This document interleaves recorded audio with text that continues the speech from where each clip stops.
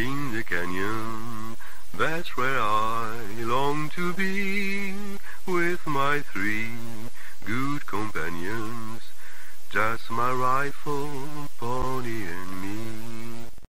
Microciné, bonjour ou bonsoir, ça va dépendre de l'heure à laquelle vous allez découvrir cette nouvelle émission. Nous allons parler d'un livre, bien évidemment, comme il se doit, un livre qui s'intitule K-Drama, avec comme sous-titre, très important sous-titre, Et la Corée créa l'homme fatal. C'est édité chez L'Harmattan. Voilà, je vous montre cette illustration. Alors, si vous voyez bien, on ne discerne pas le visage de l'homme, mais par contre, on voit qu'à côté de lui, il y a une femme, mais quand même, on ne discerne pas les traits. Je pense qu'on parlera de tout ça aussi un peu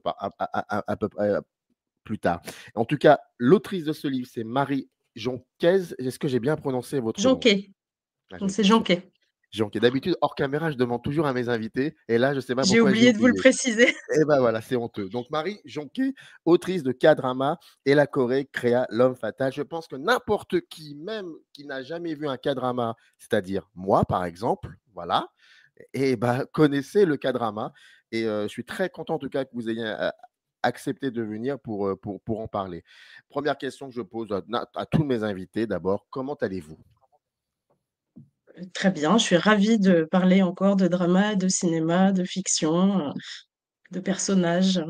J'aime beaucoup ce genre de sujet. Alors, en parlant d'aimer beaucoup, quand on lit, je ne sais pas si on peut appeler ça une introduction, ça serait plus qu'une introduction, c'est un véritable, enfin, c'est une espèce de témoignage amoureux vis-à-vis Mm. de la Corée, de la Corée du Sud. Et je pense qu'on devrait peut-être commencer par ça pour comprendre peut-être qu'est-ce qui a fait que ce livre existe. Donc, parlez-nous un petit peu de ce texte vibrant, comme on dit.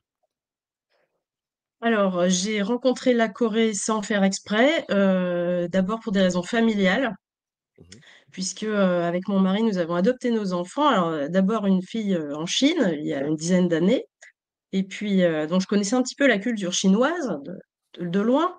Et en 2019, nous sommes allés en Corée pour adopter notre fils. Alors, on n'avait pas vraiment choisi le pays, il s'est trouvé que par des circonstances, c'est là-bas que le dossier était parti et on était tout à fait d'accord pour avoir un enfant qui venait de Corée, mais sans vraiment connaître le pays. Et donc on y est allé 2 fois une semaine pour adopter notre enfant, mais sans avoir le temps de vraiment comprendre qui étaient les Coréens et de connaître quoi que ce soit, puisque c'était trop court, et puis avec des situations familiales stressantes, on n'était pas là pour faire du tourisme. Mhm. Et en rentrant de ce voyage incroyable avec notre enfant dans les bras, en arrivant à la maison, comme il était petit, il faisait la sieste. Enfin, au début, c'était l'adaptation. Moi, j'avais arrêté de travailler pour quelques mois. Et donc, parfois, pour me reposer, j'allumais Netflix. Et donc, très vite, après notre retour de Séoul, Netflix m'a proposé une série coréenne. Et je me suis dit, tiens, j'ai jamais regardé ça. Je connaissais un petit peu le cinéma coréen.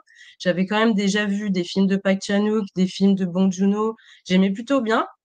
Et donc, c'est une série, je connaissais pas du tout. Vraiment, c'était un peu par fatigue. Un jour, j'ai cliqué, quoi.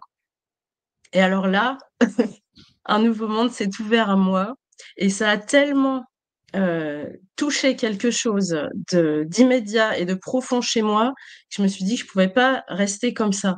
Il fallait que j'en fasse quelque chose. En fait, je me suis sentie extrêmement attirée, mais au point de devenir addict. Enfin, donc, je déteste ce sentiment-là. Je me suis dit, c'est pas possible. Moi qui suis quelqu'un de très rationnel, j'ai absolument besoin de comprendre ce qui est en train de m'arriver.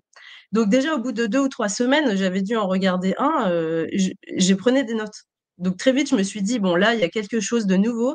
Moi qui ai toujours été cinéphile, qui ai énormément regardé de films, je suis professeure de littérature, mais j'avais fini par me dire que le cinéma avait plus compté dans ma vie que la littérature. Et donc là, je tombe sur quelque chose, un objet filmé, nouveau, incroyable. Et donc très vite, j'ai orienté mes visionnages avec ma réflexion, en prenant des notes et en me demandant pourquoi c'était quelque chose d'absolument nouveau que je n'avais jamais vu avant. Et la première phrase de l'introduction, la première phrase, hein, qui est assez forte pour le coup, je pense qu'elle dit aussi beaucoup de choses de ce rapport en Mm. devenir avec les K-dramas. Vous dites Oui, tout simplement, alors pas la première phrase parce qu'il y a le titre, comment je suis tombé dans la marmite, tout ça, mais la première phrase, c'est « Je suis misogyne ». Et ça serait peut-être Oui. intéressant. À mon avis, il y a un lien très fort avec, enfin, puissant avec le rapport que vous entretenez aussi avec les K-dramas. Oui, en fait, au fil de la vie, je m'étais rendu compte que finalement, le monde des femmes me paraissait, très étranger, ce qui est évidemment un paradoxe énorme, que je m'entendais mieux avec les hommes sans réussir à vraiment m'expliquer pourquoi et que tout ce qui était estampillé féminin, surtout, ne me parlait pas. C'est-à-dire donc les magazines féminins, les romances, les livres romances pour les jeunes filles ou pour les dames, ça ne m'intéressait pas du tout. Le pire étant les séries ou les fictions du style 50 nuances degrés. Alors, je vous avoue, là, j'ai même jamais regardé ça. Ça ne m'intéresse pas. Ça parle à quelque chose qui n'est pas moi. Et donc, ça m'a toujours étonnée de me dire, mais c'est bizarre, à chaque fois qu'il y a marqué pour les femmes, je me sens pas concernée. Et là, avec les dramas, je me suis dit, mais ça parle à quelque chose en moi d'absolument évident, qui est la femme. Et c'est la première fois que quelque chose parle à la femme en moi. Donc évidemment, tout le livre, non seulement s'intéresse à ce que ces fictions racontent, mais aussi la place de la féminité, du regard posé sur les hommes surtout.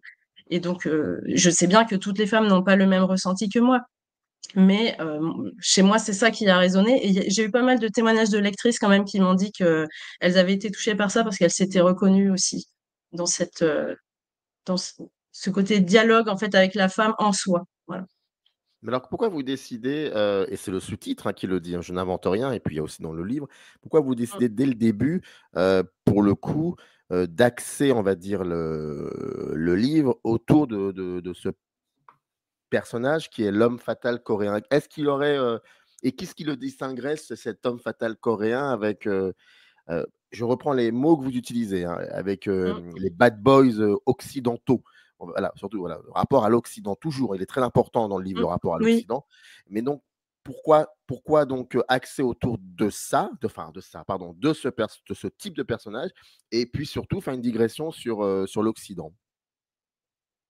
Alors, je me suis rendu compte que finalement, les figures masculines séduisantes que le cinéma hollywoodien ou français, ou, enfin, ou occidental en général, m'avait toujours proposé, bon, me parlaient, mais sans plus. Enfin, j'ai toujours trouvé que, effectivement, il y avait de beaux acteurs hollywoodiens, mais sans être particulièrement transportés non plus.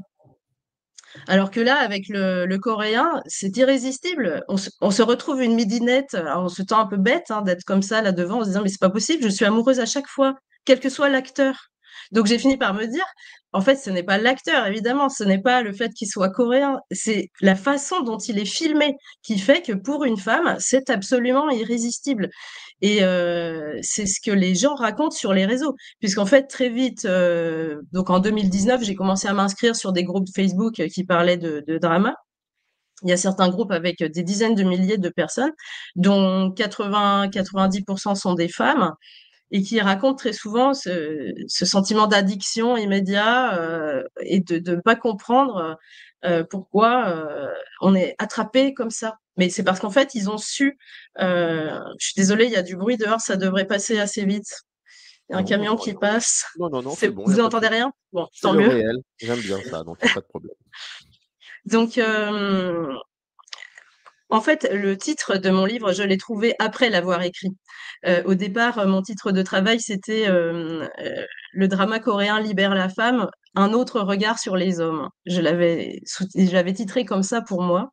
Et en fait, en faisant mon sommaire que j'ai montré à plusieurs personnes au cours de la rédaction du manuscrit, je me suis rendu compte qu'à chaque fois, les gens disaient ah tiens, l'homme fatal, c'est intéressant.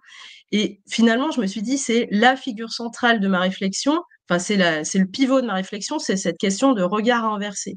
C'est-à-dire que euh, dans le cinéma que j'avais toujours vu jusqu'à quasiment 40 ans, les hommes sont regardés par des hommes.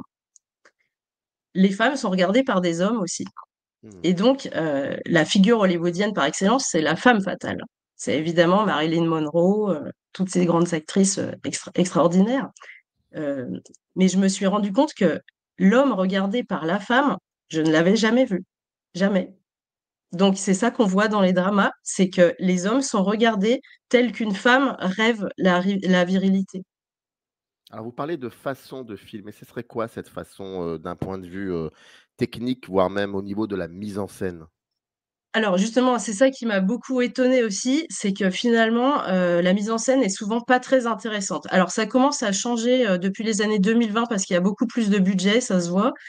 Mais les dramas les plus intéressants pour moi, c'est ceux d'avant 2020 justement, parce qu'ils sont moins, Netflixisés si on veut dire.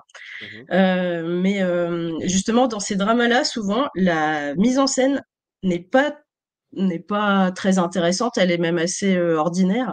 Par contre, c'est vraiment le scénario et les caractérisations des personnages qui sont, incroyables et le jeu des acteurs. Et donc je me suis dit: «Mais c'est une nouvelle façon d'être cinéphile qui s'ouvre à moi».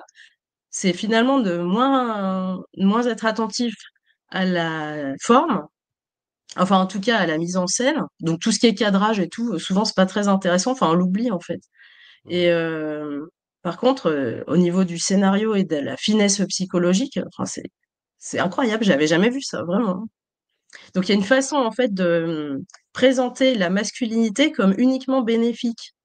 On va voir, l'homme puissant, on va voir l'homme, qui se bagarre, comme dans les films américains, mais uniquement sous l'angle de la protection envers la femme, du côté charmant, irrésistible, donc pas du tout le héros, hollywoodien, qui sort son flingue, dans une scène d'action avec des voitures qui cassent. Alors que chez les Coréens aussi, on casse beaucoup de voitures, mais c'est pas du tout la même chose.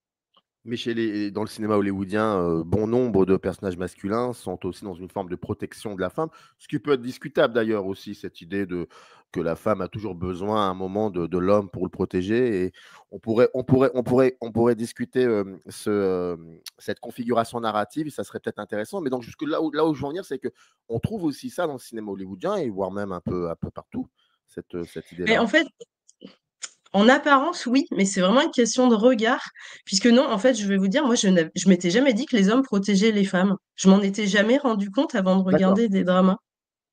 Ça paraît fou, mais c'est vrai. Je m'étais jamais dit, tiens, les hommes autour de moi me protègent. Et maintenant, je m'en rends compte.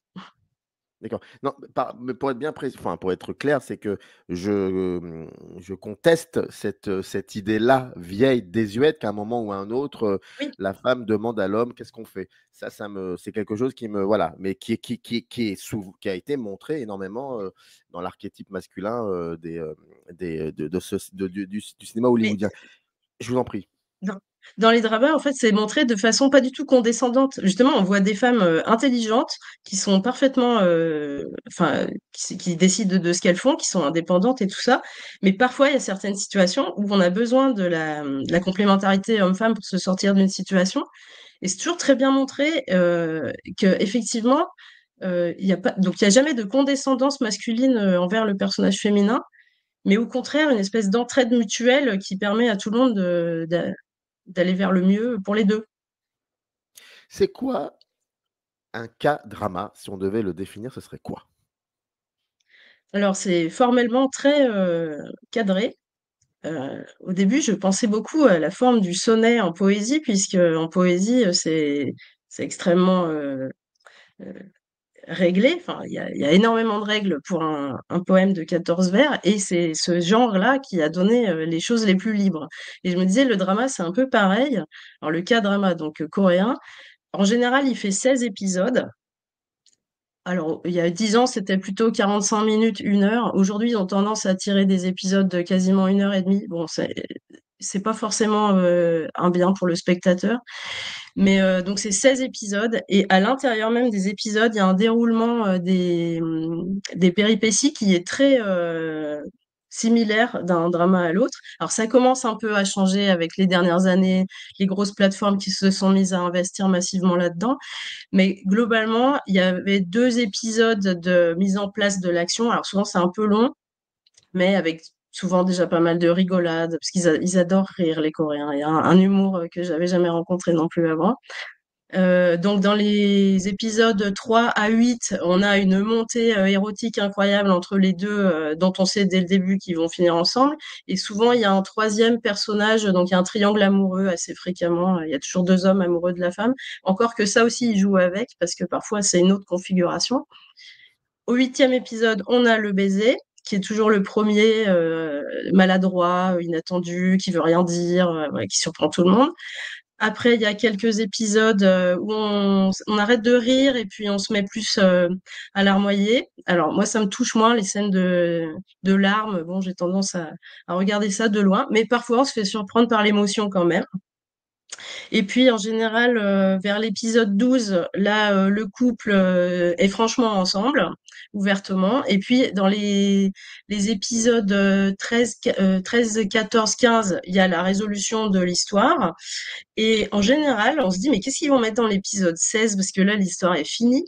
Et il y a une façon de traiter la fin des histoires qui m'a aussi beaucoup déroutée au début. Je me suis dit, mais c'est étonnant. C'est pas comme ça qu'on traite les histoires en Occident. Nous, on fait bien une situation finale. On, on clôt l'histoire. Et eux, non. Ils ne ferment rien. Et donc, parfois, il y a des nouvelles pistes qui arrivent, ou alors ça se dilue. Une espèce de flou comme ça sur la fin. Alors toujours aussi avec le comique qui revient dans le tout dernier épisode. C'est assez étonnant. Et alors c'est une structure qu'on retrouve d'un drama à l'autre de façon quasi systématique. Est-ce qu'il y a une conjugaison dans les K-dramas entre tradition et modernité? Eh bien, c'est énorme parce qu'en fait, comme il y a une volonté politique derrière de soft power de la Corée du Sud, évidemment, Mhm. pour montrer la grandeur de sa culture, il y a beaucoup d'argent euh, du ministère en fait de la Culture qui a été investi dans ces dramas. Et c'est bien fait parce qu'on voit en même temps une Corée extrêmement moderne. Donc, alors, ils ont toujours le smartphone dernier cri, on voit des grands buildings, on voit un confort de vie extraordinaire. Alors, si on regarde des dramas de 2014 à 2024, c'est spectaculaire parce qu'en 2014, les gens ne dormaient pas dans des lits, ils dormaient sur des couvertures qui déroulent à même le sol parce que c'était la façon traditionnelle de dormir. Ils avaient un canapé éventuellement, mais ils s'asseyaient pas dessus, ils s'asseyent par terre. Donc c'est assez déroutant pour nous aussi. Ils vivaient beaucoup plus à l'ancienne, évidemment. Et en 2024, tout le monde a un lit, tout le monde s'assied sur le canapé, mange avec une fourchette. Enfin, donc ils veulent montrer qu'il y a Dans les une, séries, dans les une, K-dramas, pour le coup. dans les Oui. K-dramas, mais je pense que ça reflète quand même une réalité, c'est qu'il y a un niveau de vie qui s'est accru de façon considérable et très vite dans le pays. Donc ça, ils veulent le montrer. On voit toujours des voitures extraordinaires. Et puis, on voit dans les séries médicales aussi une qualité de chirurgie qui fait rêver. Ça donne envie de devenir médecin tout de suite et d'avoir des machines extraordinaires à sa portée. Et en parallèle de ça, dans les mêmes dramas, on va voir tout ce qui, tout ce qui valorise la culture traditionnelle. Donc la cuisine, bien entendu, alors on voit à chaque fois les personnages qui mangent très longuement des choses qui ont toutes l'air plus délicieuses les unes que les autres. On voit les paysages. On voit, alors dans les dramas historiques en costume, là c'est splendide.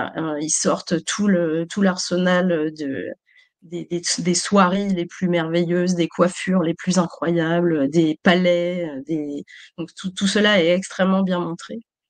Donc tout ce qui peut faire rêver sur la modernité de la Corée comme sur ses traditions est exploité à fond dans les dramas. Alors, vous dites, page, c'est tout de suite dans l'intro, hein, page Mhm. 10, à un moment, vous dites: «La fiction occidentale prend instantanément une fadeur insurmontable» Oui. et en même temps, quand on lit le livre, les thématiques, questionnées, filmées dans les séries, les mélanges de genres, heu, j'ai envie de dire que ça pourrait être fait dans d'autres pays. Ça pourrait être la même chose, à part et bien évidemment ce qu'on peut y ressentir. Mais donc, c'est ça qu'est-ce qui finalement les distingue? Par exemple, moi, quand je vois cette belle couverture, je ne peux et je sais que c'est quelque chose qui s'apparente à la Corée du Sud, je ne peux que penser, par exemple, à un confrère cinéaste. Voilà, je dis confrère parce qu'on est, il nous tutoie tellement qu'on a l'impression qu'on est potes. Hong Sang-soo, dans les films de Hong Sang-soo, il y a un peu de ce que l'on voit dans les K-dramas, enfin de ce que vous écrivez en tout cas. Donc c'est un peu flou enfin, je dis pas que c'est flou, Hum, vos propos sont flous, mais je n'arrive pas encore à, enfin, c'est provocateur parce que dans le livre vous l'expliquez bien, mais c'est quoi c'est en mettant l'émotion de côté, comment on pourrait vraiment distinguer le fait que bah, ça a été, c'est une révolution? Il ne faut pas mettre l'émotion de côté. Je pense que c'est ça le nœud. C'est que les films de Hong Sang-soo, j'en ai vu plusieurs. J'en Il ne suis sûr. filme qu'une femme. Il filme Kim Min-hee, c'est tout. Donc lui, c'est un homme qui filme des femmes. Et donc, enfin, son cinéma est intéressant. On voit aussi des scènes où il s'enivre au soju, comme on voit dans les dramas, des choses comme ça. Mais le regard porté sur l'humanité est très différent, justement parce que dans les dramas, l'émotion est centrale, mais surtout la profondeur de la caractérisation des personnages, c'est incroyable. En fait, chaque personnage, notamment secondaire, a toute une histoire derrière lui et on le sent. Et je m'étais rendu compte que finalement, les personnages secondaires dans le cinéma occidental, bah, j'ai jamais fait très attention. Enfin, il y en a qui sont attachants, mais pas plus que ça. On les voit passer et puis on les oublie. Alors que dans les dramas, il y a toujours une collection de personnages secondaires qu'on attend, qu'on adore et dont on comprend au fil des épisodes que c'est pas du tout le personnage qu'on avait cru au début parce qu'il a toute une histoire derrière lui qu'on finit par comprendre par allusion et par petites touches parce que c'est pas le personnage principal, donc on va pas s'y attarder. Par contre, derrière, c'est écrit d'une façon incroyablement précise avec des détails auxquels un scénariste occidental ne pense pas, parce que c'est pas son métier. Enfin, moi, je pense que c'est ça. C'est que là, il y a une attention portée à la profondeur psychologique et l'histoire des gens et des personnages que les acteurs savent, évidemment, au moment de jouer le personnage, que je ne trouve pas dans le cinéma occidental. Donc, ça donne une profondeur émotionnelle que je n'avais jamais vue. Et sachant que moi, je suis quelqu'un de, justement pas trop émotionnel. Et d'ailleurs, c'est grâce au drama que je me suis rendu compte d'une chose, c'est que j'étais sentimentale, mais que j'étais pas du tout émotive. Et c'est grâce au drama que j'ai compris ça. C'est qu'il y a une différence entre le sentiment et l'émotion. Et que finalement, le, tout ça est très superficiel, en fait, dans ce à quoi on est habitué en tant qu'occidental, les sentiments comme les émotions, alors que les deux sont très poussés et tellement bien détaillés qu'on finit par saisir la nuance entre les deux en regardant des dramas. Mais est-ce que tout ceci n'est pas hiérarchisé dans les K-dramas à l'image de la Corée du Sud? Vous en parlez du fait qu'il y a la hiérarchisation peut parfois provoquer des choses un peu compliquées, mais qu'il y a une forme de liberté qui est toujours tenace. C'est un des 3 éléments, des 3 moteurs de votre amour pour la Corée du Sud. Mais est-ce que dans les K-dramas, il y a une situation très hiérarchisée dans les relations amoureuses ou les personnages féminins, est-ce que ce sont des personnages qui, à un moment ou à un autre, se sacrifient par rapport aux personnages masculins? Ça m'intéresserait d'en savoir davantage là-dessus. Qu'est-ce que vous appelez hiérarchie entre Parce l'homme et qu'à un la mo femme? Oui, pas forcément entre l'homme et la femme, parce qu'à un moment, vous parlez de cela, dans le fait qu'en Corée du Sud, il y a une liberté, certes, même si la société est très hiérarchisée. Mm, Et je voudrais savoir, mm. est-ce que les K-dramas reflètent ça aussi? Alors, la hiérarchie de la société coréenne, on ne peut pas y échapper puisque même dans la langue, elle est inscrite. Dès qu'on parle avec quelqu'un, on conjugue le verbe selon le degré de proximité qu'on a avec la personne et le degré de politesse qu'on veut injecter dans la phrase. Donc, même quand on ouvre la bouche, on est déjà en train de jauger sa position par rapport à autrui. Donc, c'est absolument présent partout dans leurs relations. Et donc on voit, les personnages ne s'appellent jamais par leur nom, ils se donnent un titre. Parce que dans la langue coréenne, la deuxième personne n'existe pas. C'est très bizarre, mais on peut pas dire tu ou vous.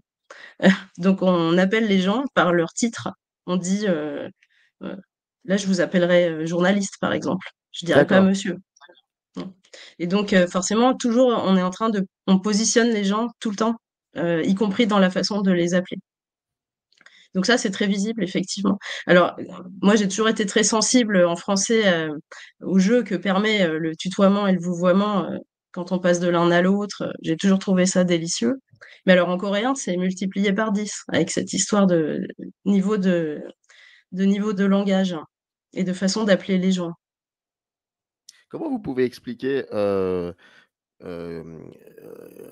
que, ces récits qui sont très codifiés, et c'est pas très Mmh. grave non plus, c'est pas un problème, peuvent toucher autant un public sud-coréen, mais aussi un public international. Eh bien, je pense que là, ils ont touché sur quelque chose d'universel. Ils ont compris ce que voulaient les femmes. Ça paraît idiot parce que ça fait longtemps qu'on cherche la clé de l'énigme, hein, mais je pense qu'ils ont mis le doigt sur quelque chose de très profond. Ça me Ils ont rappelle ce compris film comment les femmes avaient envie de regarder les hommes. Ça me rappelle ce film un peu bizarre avec Mel Gibson qui s'appelait «Mais que veulent Ah les oui. femmes?» Alors justement, bah, je le cite dans le livre en note de, et je l'avais revu avant de publier le livre.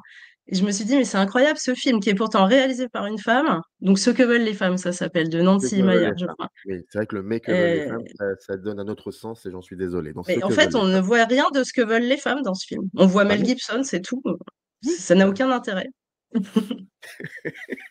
alors, il y a une chose que vous évoquez dans le livre, mais aussi que vous en avez pas enfin, vous en avez aussi parlé là, enfin, il y a quelques minutes, c'est par rapport à, c'est par rapport à l'architecture d'une série K-drama, et je voulais savoir, dans la construction, de ce lien amoureux, qui va devenir en tout cas amoureux, heu est-ce que, le rôle de la pudeur, cette espèce de silence, les lenteurs, est-ce que c'est très important, voire primordial dans la construction du lien amoureux dans les K-dramas? Est-ce que, voire même, est-ce que ce serait peut-être le style des K-dramas? Oui, je pense que c'est le style, effectivement, mais qui vient aussi de la culture asiatique où on est par nature plus introverti qu'extraverti. En tout cas, la société encourage l'introversion, encourage le fait de se taire, de ne pas l'ouvrir tout le temps à tout sujet.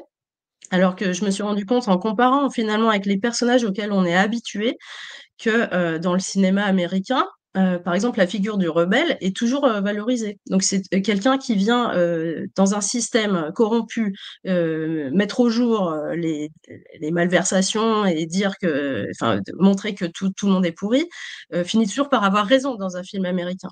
Je pensais par exemple au film Erin Brockovich où c'est exactement ça. Enfin, c'est un excellent film de Soderbergh où évidemment c'est une héroïne. D'ailleurs, c'est tiré d'une histoire réelle Ouais, oui. où tout le film cherche à montrer que ce que cette femme fait est absolument droit, motivé par la morale, elle a raison, donc il faut montrer la vérité de la fraude.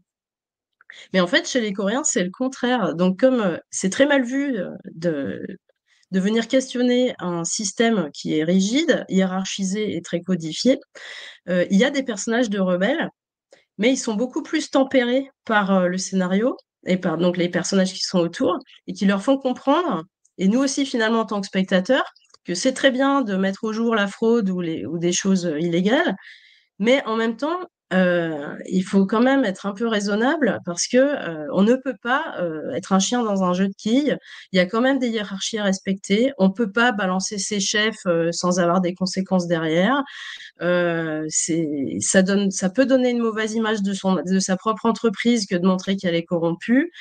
Et que finalement, c'est plus nuancé que ça. On n'a pas juste un rebelle qui vient tout jeter à la poubelle.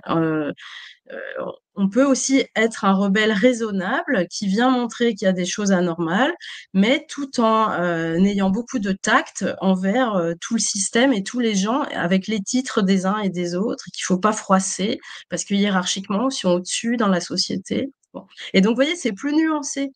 Il y a des scénarios qui peuvent être un peu identiques sur ces histoires de, par exemple, mettre de la corruption au jour, mais la façon de traiter le sujet va être complètement différente, plus nuancée, et tout le monde est invité à être plus mesuré dans ses réactions et à surtout pas être la grande gueule qui vient tout jeter par terre. Au contraire, chez les Coréens, on fait le contraire. Donc, d'abord, on se tait, on observe, on regarde ce qui va être bien pris ou mal pris par les gens. Alors là, je suis en train de parler d'histoires qui n'ont rien à voir avec le lien amoureux. Et je repense à votre Non, question qui mais était un peu différente. c'est très important ce que vous dites, et moi, je trouve que c'est assez important. Donc ça me dérange Mais donc moi, absolument je me suis rendu compte que finalement, dans notre société à nous, on est tout le temps en train de mettre en valeur les gens extravertis et qu'en fait, ce n'est pas une évidence. culturellement, on peut choisir de faire le contraire. C'est ce que font les Asiatiques.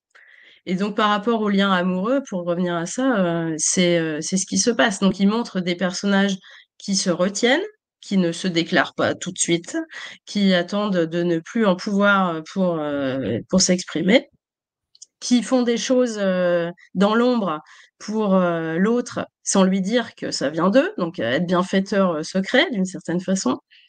Donc il y a plein de situations comme ça qui finissent par créer une tension érotique terrible entre les deux, alors même qu'il se passe rien à l'écran. Enfin, je veux dire, il n'y a aucune scène gênante pour les acteurs. Par contre, pour le spectateur, c'est beaucoup plus intéressant que n'importe quelle comédie romantique américaine. Les K-dramas, majoritairement, sont financés par qui? Par des mécènes, des producteurs, par l'État? Comment ça se passe? Bah, il y a des grandes chaînes de télé coréennes. Alors, je sais plus, je crois qu'il y a des chaînes du câble et puis après, il y a les chaînes de la KBS qui est le service public. Je connais pas bien, je me suis jamais intéressée vraiment Ouais, à ce je veux dire côté que donc technique-là. ouais, par Et exemple, après, il y a les grandes plateformes qui se sont mises à investir. d'accord. Est-ce que, est-ce que, les K-dramas, dans leur majorité, politiquement, comment je pourrais dire ça? Est-ce qu'il y a, selon vous, une forme de progressisme dans leur, façon, dans leur rapport au réel, dans leur rapport à la société? Est-ce qu'ils sont un peu trop, enfin, est-ce que, oui, qu'est-ce que ça dit finalement? Est-ce que ça dit vraiment quelque chose de la société sud-coréenne parce que ce que vous me dites là, c'est marrant, par rapport au personnage du rebelle, si on prend quelques exemples, je suis désolé, c'est vrai que j'ai que des exemples de cinéma, j'en suis vraiment désolé, mais je veux absolument pas comparer les deux. Bah, il y a des contradictions pour le coup. Et donc, ça m'intéresse. C'est pour ça que je vous posais la question par rapport à l'économie, si ces séries-là étaient, par exemple, produit par l'État, donc ce qui pourrait dire aussi certaines choses, ça pourrait, voilà. Donc, je parle pas de propagande, mais c'est intéressant de savoir aussi ce que ça peut dire de la société et comment ils peuvent articuler leurs idées. Alors, sur les sujets vraiment politiques et sociaux, c'est peut-être pas les dramas que j'ai regardés en priorité. Je vous avoue que moi, j'ai surtout regardé les romances, enfin les comédies romantiques Bien sûr. principalement. Mais par rapport à la place de la femme, là, on voit que c'est vraiment intéressant parce que je crois qu'on l'a pas encore dit, mais très souvent, les dramas sont réalisés par des hommes, mais les scénaristes sont des femmes dans 99% des cas. Et au départ, je pense que ça s'est fait parce qu'on s'était dit que, bon, de toute façon, c'était des feuilletons pour les dames qui s'ennuient chez elles à faire leur ménage. Donc Mhm. c'était un peu condescendant de laisser les femmes être scénaristes pour un public féminin. Et finalement, on se rend compte qu'elles ont instillé au fil des années énormément d'idées justement progressistes sur la place des femmes, parce que ce qu'on appelle patriarcat en Occident, ça n'a rien à voir avec le patriarcat là-bas qui est vraiment très marqué. Et on comprend que les femmes aient des choses à dire sur leurs conditions. Et donc, au fur et à mesure des années, on voit effectivement des personnages féminins de plus en plus affirmés, et surtout qui travaillent de plus en plus, qui ont des professions de plus en plus valorisantes, et puis des réflexions profondes sur la façon de s'organiser une fois qu'on est en couple. Qu'est-ce qu'on fait? Est-ce qu'on fait des enfants? Est-ce qu'on se marie? Donc le mariage aussi, ça a beaucoup changé, puisqu'il y a une dizaine d'années, il n'était pas question de mariage avant d'avoir un projet familial.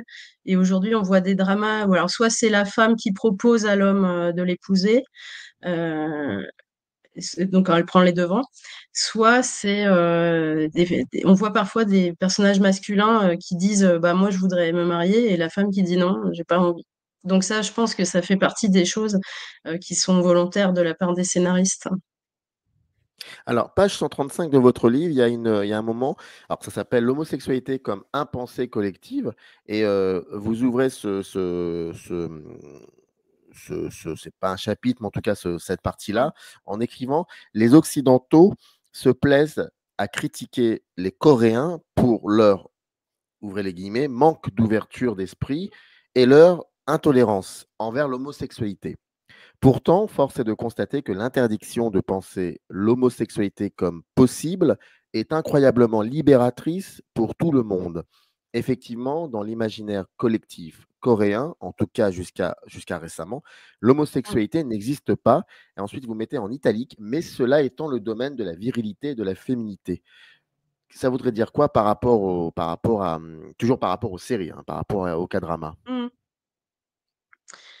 Eh bien, il y a beaucoup de séries où il y a des personnages, homosexuels, mais qui sont pas du tout présentés, comme chez nous. Donc on comprend que c'est des personnages donc qui ont intégré le fait que c'était, indicible et qui forcément vont trouver d'autres façons, de trouver leur chemin de vie, différemment. Là, j'ai regardé récemment, ça s'appelle Wedding Impossible, donc le mariage impossible, où c'est l'histoire de 2 frères qui sont héritiers d'une très grande société et donc il y a des histoires de patrimoine, énormes, au cas où au cas en cas de mariage de l'un ou de l'autre et le frère aîné qui est donc l'héritier désigné, par le grand-père, en fait est homosexuel et pour, se sortir de la situation, il propose à sa meilleure amie de l'épouser.